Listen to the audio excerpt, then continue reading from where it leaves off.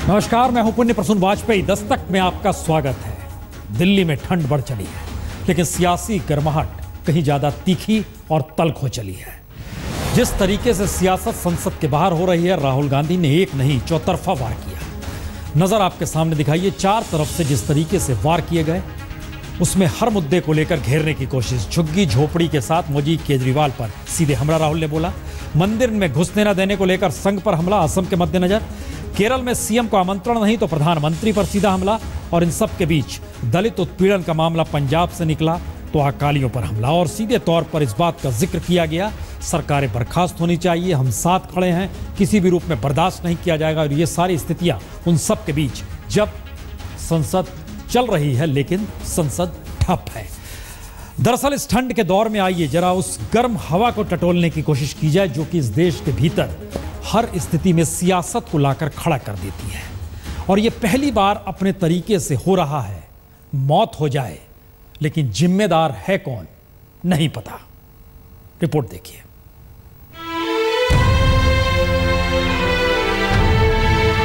एक नाली के कीड़े की जिंदगी जी रहे, हम कहीं भी गंदे में पड़ गए, वो भी आप चैन से नहीं जी रहे। बोला कि झुग्गी खाली करो, जलबाजी में बच्चे सो रहे थे अंदर। डंडा मारने लगे झुग्गी पर, तो बच्चे को लेके गले लगे, सामान सहयोगी गिर गया बच्चे के ऊपर। अच्छा, इससे तो बच्चे की दम निकल गई।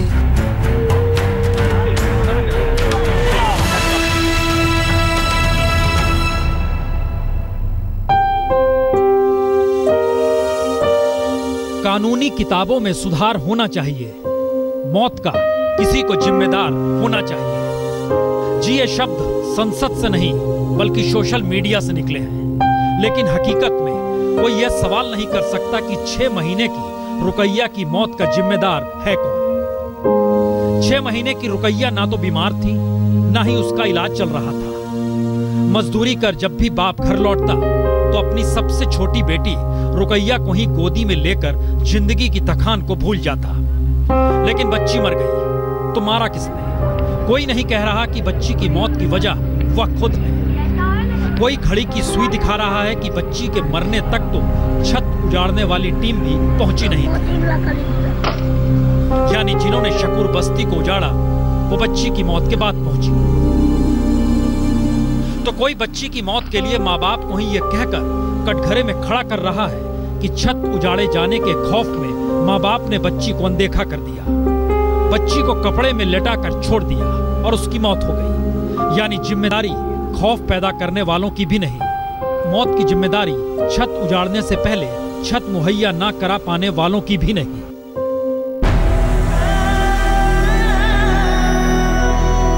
तो लौटिए उस सुबह जब इस उजड़े चमन से पहले झोपड़ी में बच्चों का कोलाहल गूंजता था। और शनिवार की सुबह सुबह ही बस्ती में खबर आई कि रेलवे वाले अपनी जमीन खाली कराने के लिए बुलडोजर लेकर आ रहे हैं। सुबह से ही बस्ती में अफरा तफरी थी।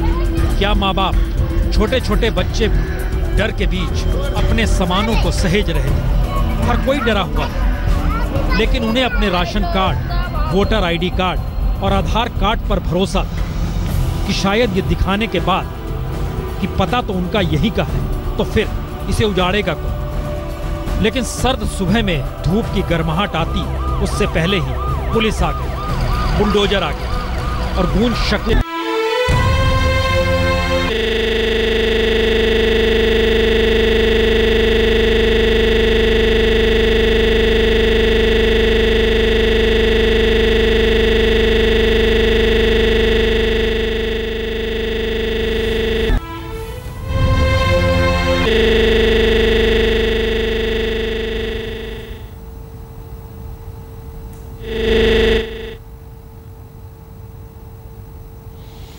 गर्म हवा है, आगे बढ़ेंगे, इसके दूसरे हिस्से को दिखलाएं उससे पहले हमें लगता है दिल्ली को लेकर रेशमी नगर का जिक्र एक वक्त रामधारी सिंह दिनकर ने किया था।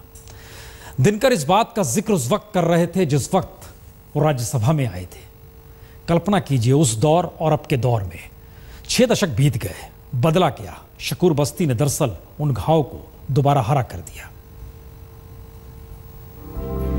शकूर बस्ती का यह नजारा सियासत के लिए कितना उर्वर हो सकता है, उसका नजारा शकूर बस्ती से लेकर संसद के भीतर तक खूब उभरा।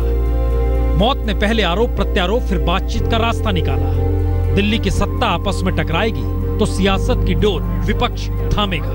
हुआ यही।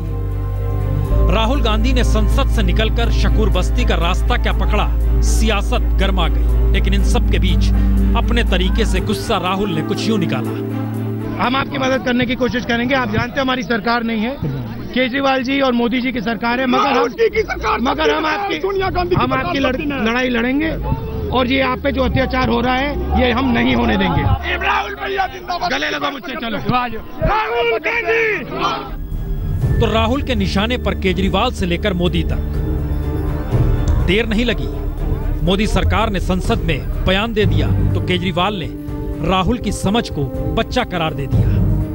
और आनंद फानन में शाम 6 बजे रेल मंत्री से मुलाकात के बाद केजरीवाल कुछ संतुष्ट होकर यूं निकले। बहुत ही सकारात्मक और बहुत पॉजिटिव एटीट्यूड था और इन प्रिंसिपल ये डिसाइड हुआ है कि आने वाले समय में कभी भी कहीं भी बिना रिहैबिलिटेशन के डिमोलिशन नहीं किया जाएगा। यानी उजड़े लोगों को कहां बसाया जाएगा, बच्ची की मौत का जिम्मेदार किसे ठहराया जाएगा और शकूर बस्ती को जिस लिए खाली कराया गया वह कब बनाया जाएगा ये कोई नहीं जानता। तो शकूर बस्ती के दर्द में दिल्ली की सियासत की फितरत होती क्या है? लौटिए जरा 6 दशक पहले, जब राष्ट्रकवि दिनकर सांसद बनकर दिल्ली पहुंचे थे तो उन्हीं की कविता भारत का रेशमी नगर, उन चंद पंक्तियों में आज संसद और शकूर बस्ती को समेट लीजिए और फिर जरा गुनगुनाइए। हो गया एक नेता मैं भी, तो बंधु सुनो, मैं भारत के रेशमी नगर में रहता हूं। जनता तो चट्टानों का बोझ सहा करती, मैं चांदनियों का बोझ किस विध सहता हूं। दिल्ली में तो है खूब ज्योति की चहल पहल, पर भटक रहा है सारा देश अंधेरे में। जलते हैं तो ये गांव देश के जला कर, आराम नई दिल्ली अपना कब छोड़ेगी? या रखेगी मरघट में भी रेशमी महल, या आंधी की खाकर चपेट सब छोड़ेगी? तो होश करो दिल्ली के देवो, होश करो, सब दिन को यह मोहनी न चलने वाली है। होती जाएगी गर्म दिशाओं की सांसें, मिट्टी फिर कोई आग उगलने वाली है। रामधारी सिंह दिनकर। 1954 में यह लिखा गया।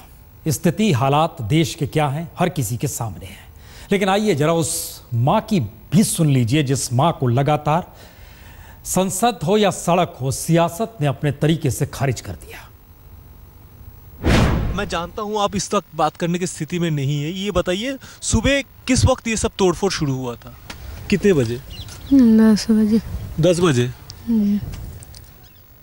10 बजे क्या हुआ था एक बार बताएंगे? 10 बजे पुलिस वाले आए कि आप झुग्गी खाली करो, तोड़फोड़ होंगे। हम सामान इधर उधर कर रहे थे। बानसीन हमारी लड़की वहाँ सोई भी थी। हम दूसरे वाले घर में आए सामान ये करने के लिए, पता नहीं गठरी था उनके देह पे, इधर उधर करने हाथ में गिर गया। 8 बजे मौत नहीं हुई। 8 बजे बच्चे को गोद में लेके थी, दूध दे रही थी मैं। 8 बजे कैसे मौत हो सकती? ऐसा नहीं हुआ है। ध्यान दीजिए, मां की बात का जिक्र ना रेलवे ने किया, ना केजरीवाल ने किया, ना इन सब के बीच इस बात का जिक्र हुआ कि जो कह रही है वो सच कह रही होगी। मां का जिक्र है, लेकिन जिम्मेदारी किसी ने नहीं लिया। ये दोबारा लौटते हैं जिस स्थिति में शुरुआत में अटके थे, उस स्थिति को आगे बढ़ाइए और समझने की कोशिश कीजिए कि शकूर बस्ती का मतलब हो क्या गया। कि सब कुछ उजाड़ दिया जाए और देखते देखते अफरा तफरी, गुस्सा, एक नाली के कीड़े की जिंदगी जी रहे हम, कहीं भी गंदगी में पड़ गए, वो भी आप चैन से नहीं जी रहे। और उसके बाद यही उजड़ा चमक। ढलती शाम के साथ ही उजड़े घरों में ही रसोई भी जागने लगी। ठंडी तेज हवा में हर कोई अपनी अपनी गुदड़ी में समेटने लगा, खुद को सिमटाने लगा। लेकिन शाम 7 बजते बजते रुकैया की मौत ने ठंडी हवा को गर्म कर दिया। झटके में बिना छत दुबकी सहमी झुग्गी झोपड़ियों में तिरकन होने लगी। सन्नाटे को रुकैया की मां की चीख और बाप के रुदन ने तोड़ा। 3 साल का भाई और 5 बरस की बहन तो कुछ समझ ही नहीं पाए कि उनकी प्यारी बहन रुकैया, जिसे हर कोई गोदी में लेता और खुश हो जाता, इस बार हर कोई गोदी में ले रहा था, लेकिन हर चेहरे पर मातम क्यों? हर कोई दुखी क्यों? हर कोई वाकई गोदी में रुकैया को ले रहा था और देखना चाह रहा था क्या सांस नहीं चल रही। यकीनन बस्ती की सांस जैसे उजड़ गई, लेकिन इन सब के बीच सियासी गर्माहट तब भी नहीं आई थी। पूरे दिन जब बस्ती उजड़ती रही, कोई दस्तक न पार्षद ने दी न ही विधायक की हुई, लेकिन मौत की खबर ने उजड़े शकूर बस्ती में सियासत की एक ऐसी हवा बहाई कि जो हवा रात 11 बजे से शुरू हुई वो आज सुबह 11 बजे तक बाखूबी चलती रही। क्या दिल्ली सचिवालय और क्या संसद, उसी के भीतर शकूर बस्ती समा गई। लेकिन हर कोई कहता रहा कि बच्ची की मौत का वो जिम्मेदार नहीं। तो 6 महीने की रुकैया की मौत का कोई जिम्मेदार अब भी नहीं निकला। और इस बहस की गुंजाइश को सियासी बयान और मुलाकातों के दौर ने ही खत्म कर दिया कि कानूनी किताब में सुधार तो होना चाहिए, मौत का किसी को जिम्मेदार तो होना चाहिए।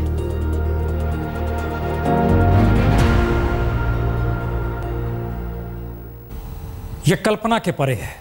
दिन भर उजड़ने की स्थिति में, लाने की स्थिति में शकूर बस्ती को लाया गया, कोई नेता नहीं पहुंचा। लेकिन मौत की खबर सियासत के लिए कितनी उर्वर जमीन बना देती है, यह सब कुछ नजर आना शुरू हो गया रात होते होते और आज सुबह तक। बहरहाल इन सब के बीच इस देश का सच क्या है, जरा यह भी देख लीजिए। जो रेल पटरियों पर किनारे में रहते हैं, देश भर में 930 हेक्टेयर यानी नैनीताल जितनी जगह में है उतना अतिक्रमण देश में रेलवे की पटरियों के किनारे पर है। सिर्फ दिल्ली में रेलवे के लगभग 60 हेक्टेयर जमीन पर अतिक्रमण है। दिल्ली में 6 लाख वर्ग मीटर जमीन पर झुग्गी वालों गैर कानूनी कब्जे में है। और इन सब के बीच रेलवे ने दिल्ली के तीनों नगर पालिकाओं को 2013 में तकरीबन 11.25 करोड़ रुपए भी दिए। और इन सब के साथ यह भी बता दें कि रेलवे ट्रैक पर झुग्गी में रहने वाले 3,833 लोग मारे गए 2010 से अभी तक। इस स्थिति में मौत साथ साथ जीती है, लेकिन इन सब के बीच किस तरीके से रास्ता कोई नहीं निकालता है सिवाय इसके सियासत गर्म होती है। और इस देश के भीतर राजनीतिक ताकत, राजनीतिक सत्ता के हाथ में अगर सब कुछ हो जाए तो सब कुछ ठप, और राजनीतिक सत्ता पूरे यौवन पर। जिक्र क्यों कर रहे हैं, जरा रिपोर्ट देखिए। The Chief Minister of Kerala is the voice of the people of Kerala, and the Prime Minister has insulted that voice. This is simply not acceptable to us. Barpeta मंदिर में, बरपेटा 17 में मंदिर में क्या कह के रोका? वहाँ पे महिलाओं को सामने रखा और कहा कि आप अंदर नहीं जा सकते हो। वो कौन होते हैं मुझे मंदिर से रोकने? संयोग देखिए, केरल में चुनाव की उल्टी गिनती शुरू हो चुकी है और असम में भी, यानी दोनों जगहों पर अगले 4 महीनों में चुनाव होंगे। तो क्या राहुल गांधी ने चुनावी बिसात पर केरल के लोगों की अस्मिता का सवाल और असम में संघ परिवार की धमक को जानबूझकर रख दिया, या फिर केरल में ही जानबूझकर पूर्व सीएम आर शंकर की प्रतिमा के अनावरण में सीएम चांडी को ही दूर रखकर एजवा कम्युनिटी ने बीजेपी की सियासत को हवा दे दी, और असम में मुस्लिम समुदाय को साथ जोड़ने के लिए राहुल गांधी ने तुरुप के पत्ते की तरह संघ परिवार को ही हथियार बना दिया। हो जो भी, लेकिन मौजूदा वक्त में राजनीतिक चालों ने ही जिस तरीके से संसद को ही प्यादा बना दिया, उसमें हर मुद्दा सियासत की भेंट चढ़ेगा।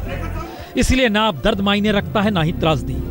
पंजाब में दलितों के हाथ पांव काटने की घटना भी और दिल्ली के शकूर बस्ती में बच्ची की मौत भी राहुल गांधी के खिलाफ आम आदमी पार्टी के लगाते नारों में गुम करने की कोशिश की गई।